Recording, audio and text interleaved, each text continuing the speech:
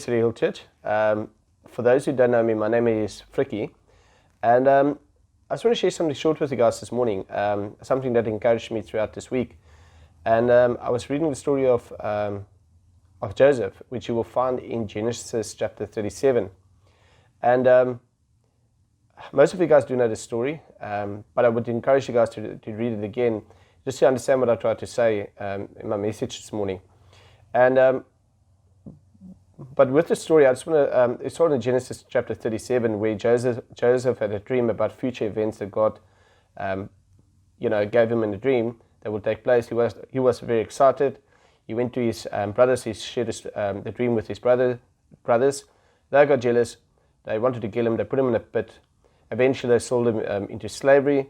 Joseph went to Egypt, and in Egypt he became quite a favorable guy.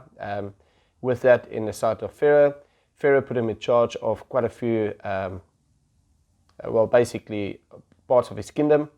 Pharaoh's wife wanted to have an affair with Joseph. Joseph said no, so Joseph went to prison.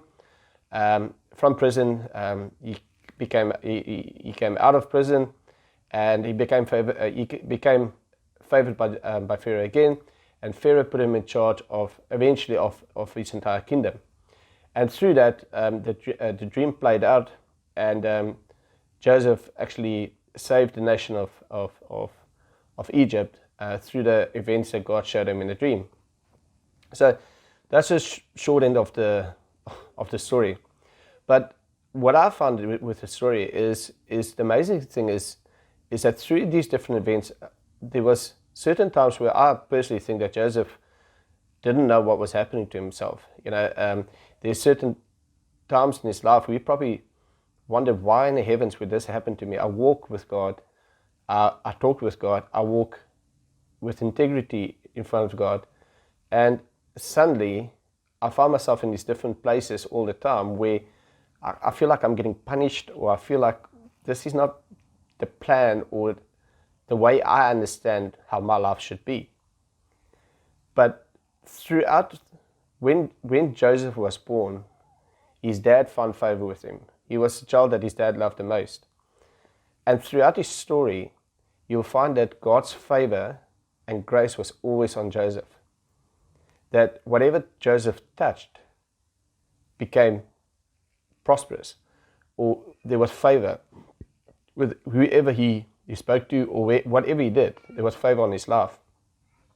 And sometimes we go through life and we don't understand why we're going through these certain events, and why is life sometimes just so difficult.